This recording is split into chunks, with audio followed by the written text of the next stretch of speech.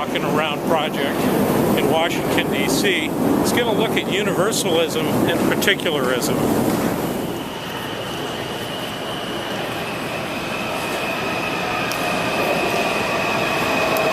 Trains on time, clearly labeled.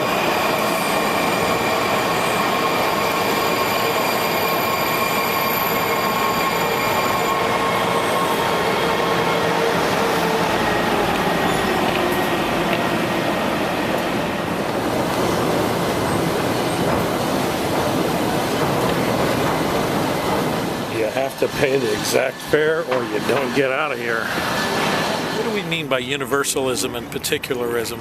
Well, in a universalist society, there's a universal way of doing things. Usually one right way, one legal way of doing things.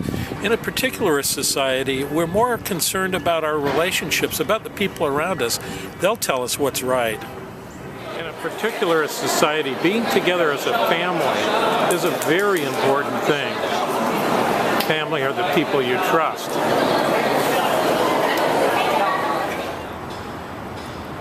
So in a particularist world, who you are with and what you're doing with them is more important than what you do. So in a particularist society, you wouldn't hire the union worker or the person qualified for a job as much as you would hire the person who you know and who you could trust to follow the rules, to work to standard.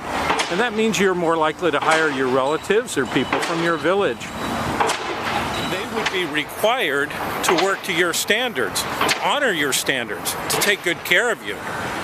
They couldn't fall back on the rules to protect themselves. One place to see a lot of rules and regulations is in a construction site.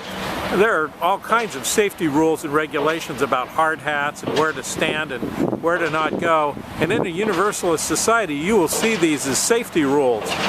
Thus, the construction sites in universalist societies are generally a little safer than they are in the more particularist societies.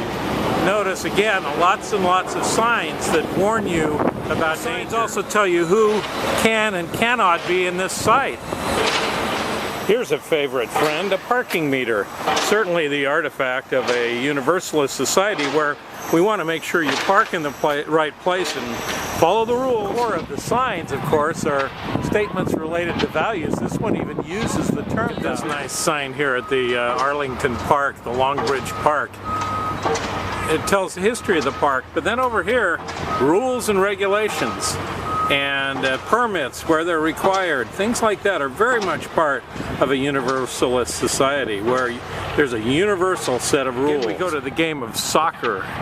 Soccer is a game that has as few rules as possible versus American football or basketball that has as many rules as possible. There's only one ref in soccer on the field usually, a linesman to follow the lines, but one ref to call penalties. There are very few penalties in soccer, but in American football, for example, there's a penalty almost every other play.